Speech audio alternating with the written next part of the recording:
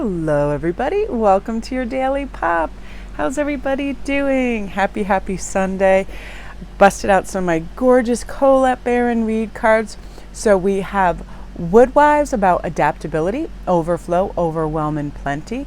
Dust Devil, moving out of stagnation. So let's start with number one, which is adaptability. I read this thing the other day and I loved it so much, and it was like, as a creator, our gifts to this world is our energy, and when we do what we love, we create energy for ourselves, for the world around us, and no longer shoulds anywhere in place or people pleasing, any of those. Anything that leaks our precious energy, we let go of, because we are prioritizing our joy, our excitement, our pleasure, what we want to make and create into our own kind of endeavors out there. And adaptability can be anywhere. If we're entering a party and it's not our jam particularly, now let's hone in on the one thing or two things that we love there. Is there wonderful food there, and you love dining and you love taste and texture? Do you love fashion and people are wearing certain things? You kind of immerse yourself into that world that gives you pleasure and excites you, because our gifts to this world is our passion, and when we follow our passions, we have excitement for that thing, right? Great food, discussing it. It can be anything, decoration as well. This way, it's like life isn't this one-dimensional linear thing. I have to go to a party, I have to be social, talk to people, this and that. It's like, I am excited to go to this event and see what people are wearing and see what wonderful food is going to be served, see what the flowers will be like. And then you're being immersed in a world that interests you. Also, adaptability to the way the world is and the way the world operates and change. We all had huge adaptabilities in play when it came to COVID and homeschooling and wearing masks and all of that. Our entire worlds can really shift on an axis, and when we slowly integrate and accept things, we become much more adaptable to them. But also that gives rise to ways to calm and soothe ourselves as well, right? Because we don't necessarily love quick change or in a big degree, so we can talk ourselves through this. This is the state the world or my house or my environment is right now, but I'm going to work through this and I will be fine. Treating life like it's a big playground and you get to go do things that you love when you want.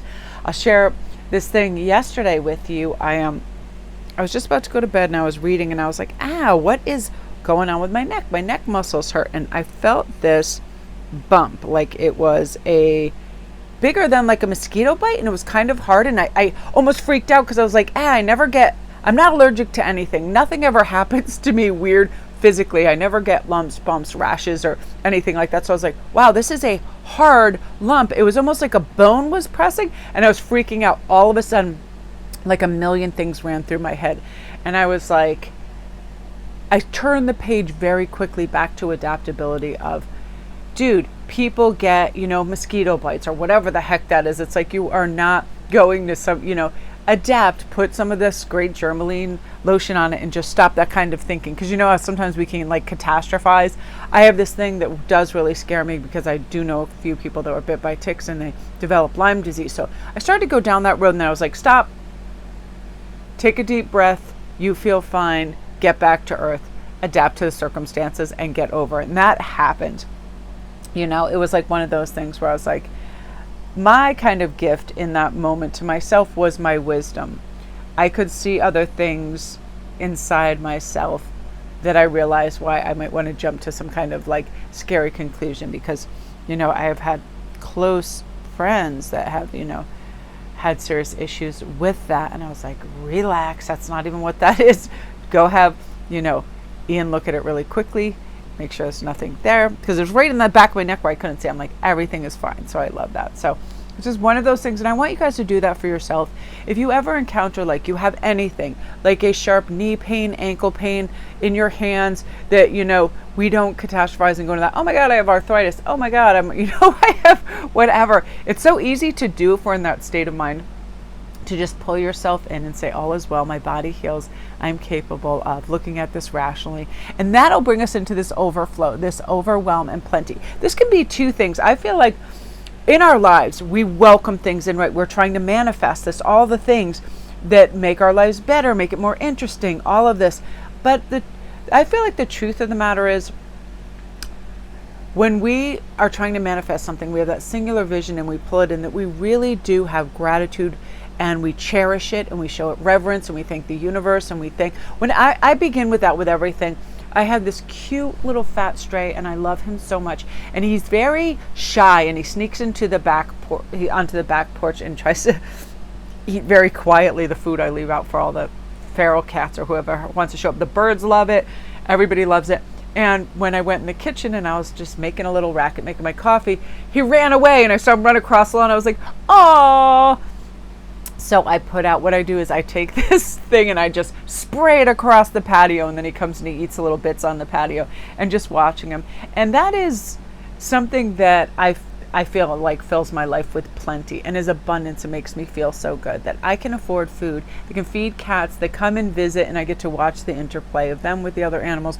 It's really wonderful. This also says, though, to me, this discusses like not being wasteful, because sometimes you ever get like 5-6 packages at once from eBay or Amazon or whatever. Sometimes if I am getting gems and things that I'm going to bead to make into jewelry or whatever, it's like it can feel like it overwhelms you because you want to have care and like get to offer each thing the right amount of attention, right? So I always like to pace myself. If I go out, like I did yesterday, I love this so much. This is actually a scarf, this fox scarf.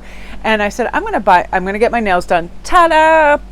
Which I did because they were such a mess. I saw my video yesterday unboxing whatchamacallit, and I'd been making a lot of jewelry and I was like, oh no. So for the first time, I actually got the gel one. I normally get just a regular one because I didn't even know what the gel one was. I thought it was like a long game thing, really quick, really efficient, lasts a lot longer. And I was really happy. So I said, I'm going to go get my nails and I'm going to pick out a scarf, because I don't want to walk home with bags and bags of things I don't need that are going to overwhelm me. I'm simply going to put in, whatever, a container or a drawer and discover it later because I don't have a use or want for it right now, right? So that's also saying that we pace ourselves in what we consume and purchase. If it's unnecessary, it can kind of overwhelm us, and then we'll be like, oh, I wish I had the choice of the finances other than, have spent this on that. So this brings us into moving out of stagnation. Every single day, I know when we wake up, it's a way we have to transition and decide, what do I want to do with my day, right? I want to go out. I want to be bold. My world is open. I want to, I'm here for a reason. I want to go discover things. I don't want to do something just because I did it the day before and it felt comfortable and we are very habitual. I know for myself, whenever I leave the house and I'm going to go for a walk somewhere, I almost go on autopilot if I'm going to the same beach or park. I almost forcibly say, look at all aspects of what's going on in the yards. What dogs do you see? Because sometimes we just go get right to that event. And I will find myself wanting to work in a blueprint that I did days prior just because it was comfortable or fun. But I feel like what happens is we'll establish a pattern where we then kind of grow numb to it, and then we do the same things over and over.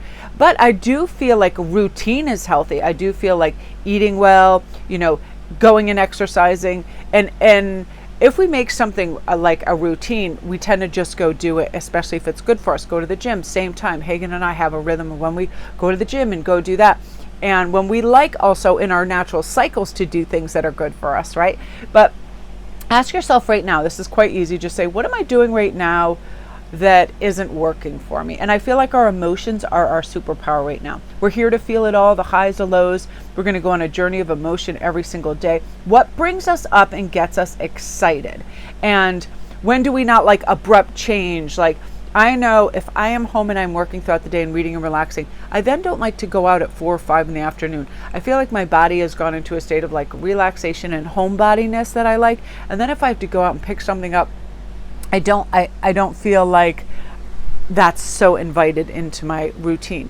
But ask yourself, what do you feel that you're doing that it could use a little fresh air, it could use a little oxygen. It could be in anything. It could be in our wardrobe, our hair, People, oh, do we do the same things with the same people? Do we go to the same restaurants, shop at the same stores?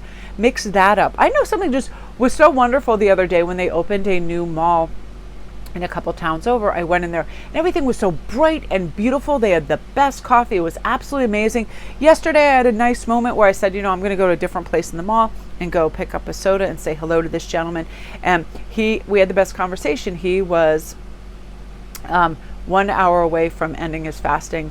He, was participating in Ramadan, and he's like, oh, this is the first time I feel like I'm going to attack all this food that I have to serve. I was like, oh my gosh, you poor thing. And he was so lovely. And then we were just talking about Ramadan, and I love his accent, and he's just really, really sweet. And he was training, and I was really impressed with his language skills because he was training a young girl who only spoke Spanish. So very multilingual, very smart. And I like that it's one of those things where I feel like I could go on autopilot and go to a Starbucks and do this, but I feel like it's very robotic. And I also like in this kind of thing to support new businesses that are family run and operated too, that kind of thing. Like I will give up a little bit of convenience or what I know to be a certain brand to support other things. I don't think Starbucks needs my money as much as, this sweet fellow that works so hard. So again, you guys, we have the power to do the same things, or we have the power to sweep that old dust out and see what is new and to format a new, like a visage of where we want to see ourselves. Because once we do that, we realize, hey, change isn't that scary. Doing things differently, adapting to new environments is kind of fun. It's interesting, and I meet new people and I learn things about myself as well. And then whenever you go out into these new environments, you enter kind of calm and clear, and then you can always journey back to the familiar if you're ever having those days, where it's just like, I just want what I know is kind of like safe and secure. So that's your Daily Pop, you guys. Love and light.